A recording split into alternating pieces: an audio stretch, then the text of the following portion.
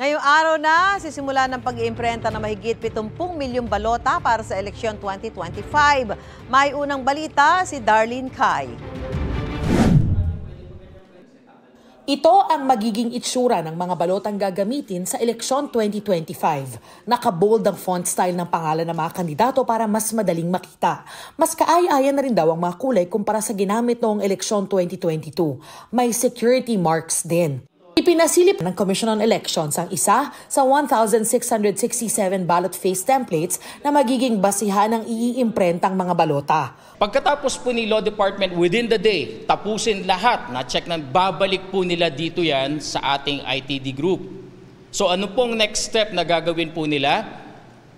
I-implement na lahat, i-encode na lahat. Pagkatapos po nun, isi-serialize na po nila. Yun na yung merong serial number. May distinct and specific serial number na po kada balota. Lahat yan makikita sa official website ng COMELEC para ma-check ng lahat ng kandidato at bodante.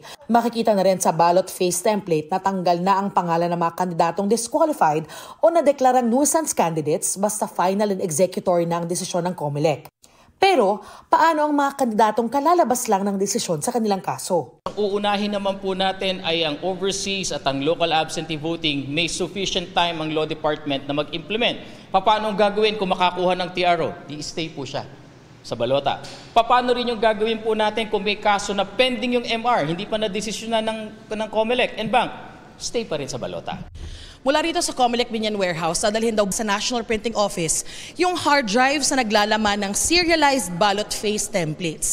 Target daw ng COMELEC na makapag-imprenta ng 1 milyong balota kada araw. Sinisiguro ng COMELEC na saktong bilang lang ng balota ang iimprenta base sa eksaktong bilang ng mga botante.